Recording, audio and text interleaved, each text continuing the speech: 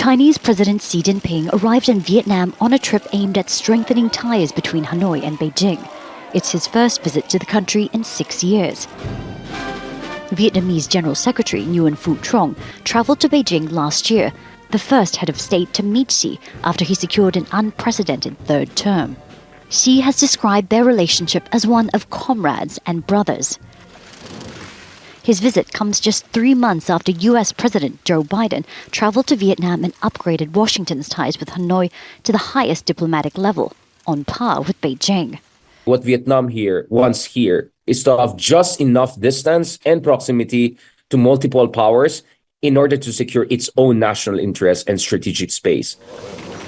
The Chinese president is concerned about growing Western influence in the region and is keen to raise China's status in Vietnam.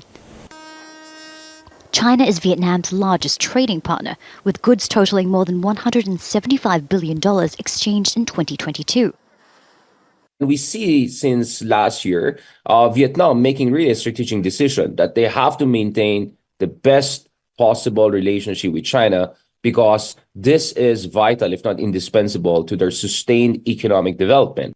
China and Vietnam share a border as well as many other similarities. A Communist Party-led government, a socialist system with capitalist elements, and an authoritarian leader. Like Beijing, Hanoi would also prefer a multipolar world order instead of one led by the United States. However, the two countries also share a complicated history involving territorial disputes dating back hundreds of years. More recently, Vietnam and China have been locked in a dispute over islands in the South China Sea.